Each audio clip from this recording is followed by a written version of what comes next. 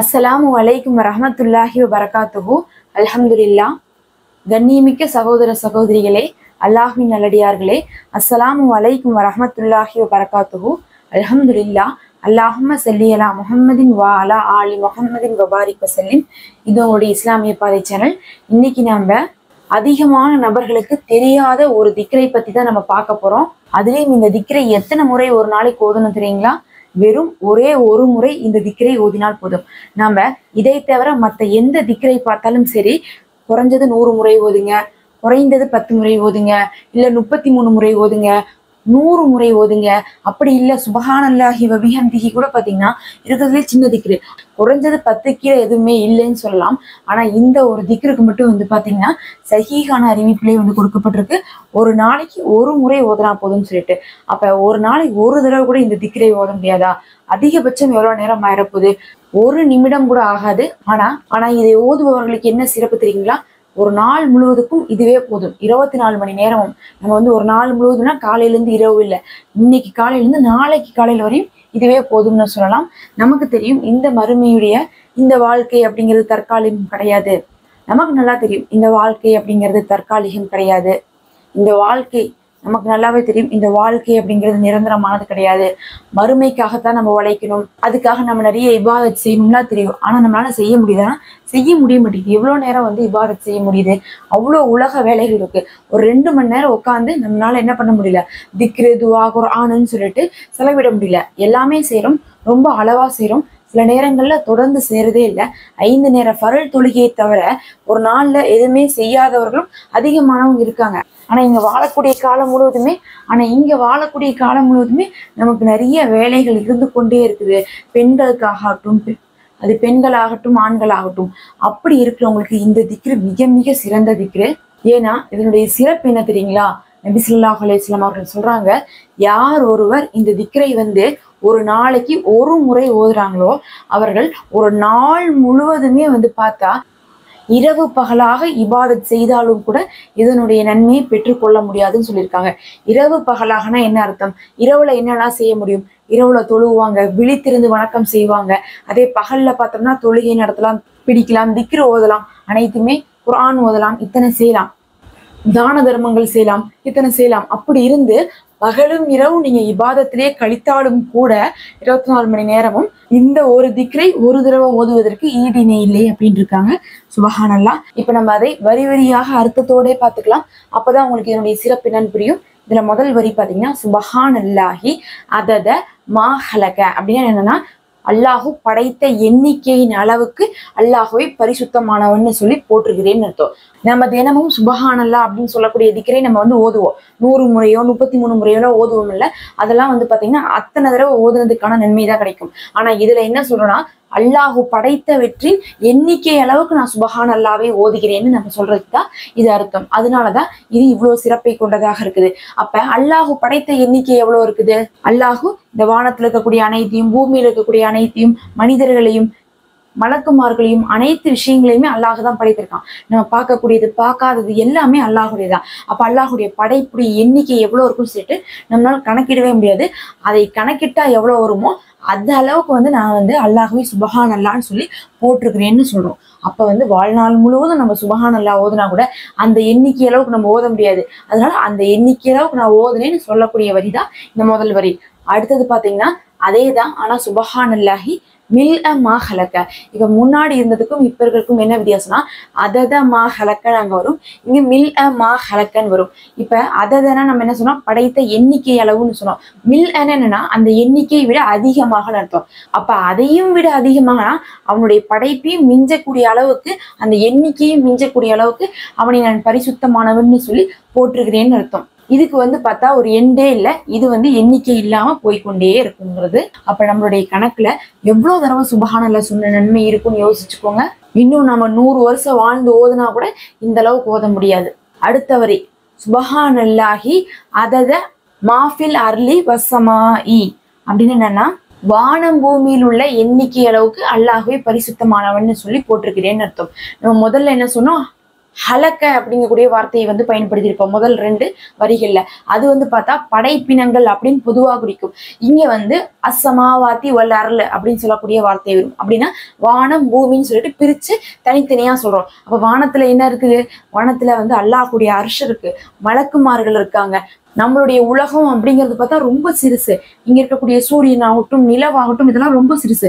அதே மாதிரி வந்து பல்லாயிரங்கள் வந்து அங்க இருந்து கொண்டிருக்கு. அப்ப அல்லாஹ்வுடைய படைப்பு வானத்துல அதிகமாக இருந்து கொண்டிருக்கு, பூமியை விட அதிகமாக இருந்து கொண்டிருக்கு. அதனுடைய எண்ணிக்கை அளவுக்கு நான் அல்லாஹ்வை பரிசுத்தமானவன்னு சொல்லி போட்டிருக்கேன்னு அர்த்தம். அடுத்தது அதுலயே ஃபில் அர்லின்னு வருதா அப்படின்னு என்ன அர்த்தம்னா பூமியில இருக்கக்கூடிய எண்ணிக்கைன்னு அர்த்தம். பூமியில என்னென்னலாம் எண்ணிக்கை இருக்குது?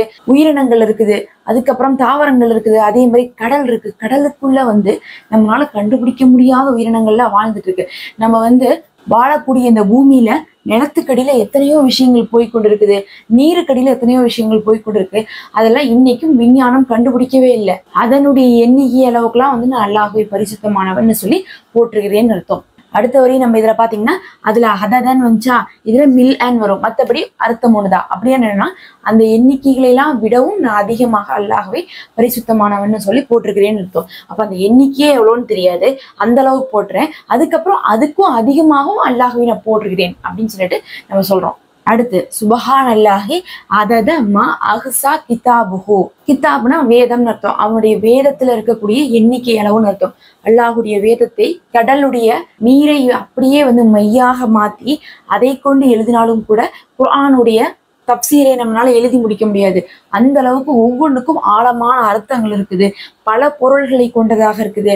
இன்னும் நம்மளுடைய விதிகளை எல்லாம் அல்லாஹ் வந்து எழுதி வச்சிருக்கக்கூடிய அவனுடைய ஏடு இருக்குது. அந்த மாதிரி வந்து பார்க்கும்போது அல்லாஹுடைய வேதத்தை எல்லாம் நம்ம வந்து அதுல இருக்கக்கூடிய எழுத்துகளின் எண்ணிக்கை அளவுக்கு நம்ம அல்லாஹ்வை புகழ்றோம்னு சொல்றோம்.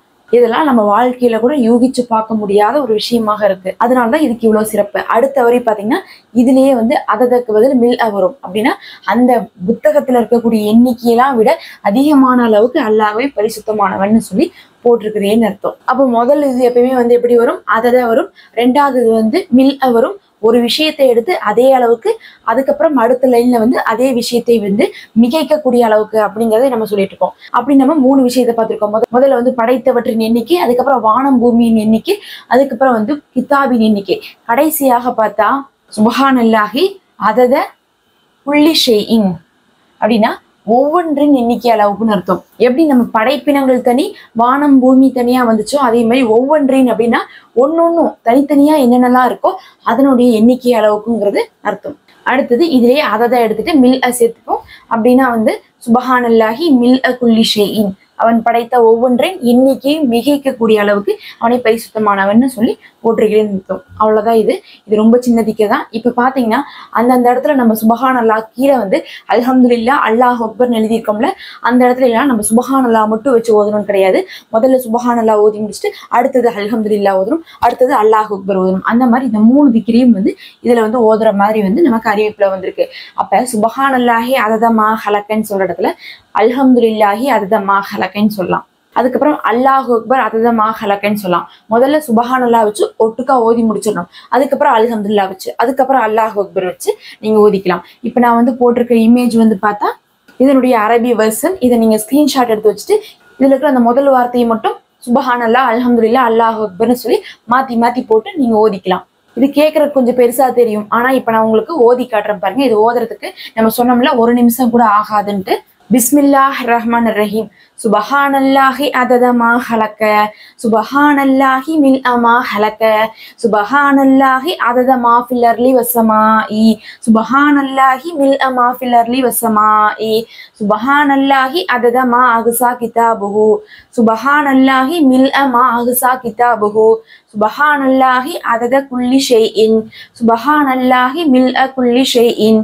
அவ்வளவுதான். சுபஹானல்லாஹ் முடிஞ்சிச்சு. ஒரு 15 செகண்ட் தான் ஆச்சு. அடுத்தது அல்ஹம்துலில்லாஹி அதத மா ஹலக்க, வல்ஹம்துலில்லாஹி மில் அமா ஹலக்க, வல்ஹம்துலில்லாஹி அதத மா ஃபில் அர்லி வஸ்ஸமாஇ, வல்ஹம்துலில்லாஹி மில் அமா ஃபில் அர்லி வஸ்ஸமாஇ, வல்ஹம்துலில்லாஹி அதத மா அஹ்ஸா கிதாபுஹு, வல்ஹம்துலில்லாஹி மில் அமா அஹ்ஸா கிதாபுஹு, வல்ஹம்துலில்லாஹி அதத குல்லி ஷைஇன், வல்ஹம்துலில்லாஹி மில் குல்லி ஷைஇன். அடுத்து அல்லாஹு அக்பர்.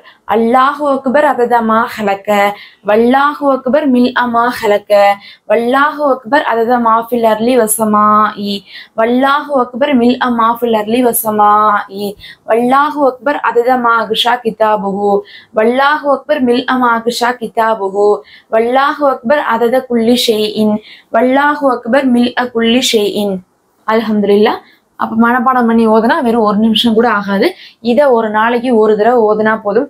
ஒரு தடவை பொருளை உணர்ந்து வைத்து கொண்டா போதும். அந்தந்த வார்த்தைகள் சொல்லும் போதே அந்த நினைப்பு வந்து இதுதான் நம்ம ஓதுறோம், இதனுடைய அர்த்தம் இதுதான் சொல்லிட்டு நம்ம கவனத்தோடவே 1 நிமிஷம் ஓதி அந்த நன்மையை ஒரு நாள் முழுவதும் இபாதத் செய்த அளவுக்கு பெற்றுக்கொள்ள வேண்டும். இந்த உலகத்துல நம்ம எந்த அளவுக்கு காசுக்காக போராடிட்டு இருக்கோம் நம்ம யோசிச்சு பார்க்கணும்.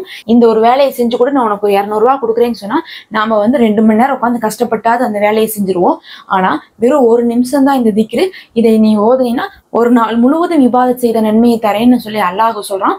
அதை நம்ம புறக்கணிக்க கூடாது.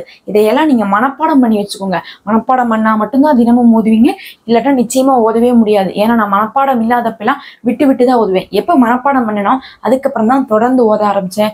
வெறும் தொழுதுட்டு முசல்லாவை எடுத்து மடிச்சு கொண்டு போய் ஹேங்கர்ல போடுற நேரத்துல இதை ஓதி முடிச்சிடலாம். முசல்லாவை மடிச்சு கொண்டு போய் ஹேங்கர்ல போட போவோமே, அந்த நேரத்துல நடந்துட்டு இருக்கும் போதுதான் ஓதுவேன். அவ்வளவுதான், ஒரு தடவை ஓதி முடிச்சிருவேன். அந்த நாள் முழுவதும் பாத்தீங்கன்னா அதனுடைய பரக்கத்து, அதனுடைய சந்தோஷம், நிம்மதி நமக்கு கிடைக்கும்.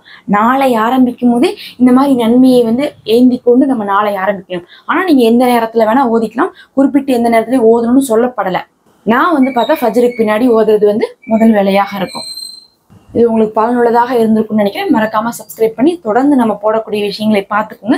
எல்லாமே வந்து பார்த்தீங்கன்னா சஹீஹான அறிவிப்பாக இருக்கும், பலனடைந்த விஷயங்களாக இருக்கும்.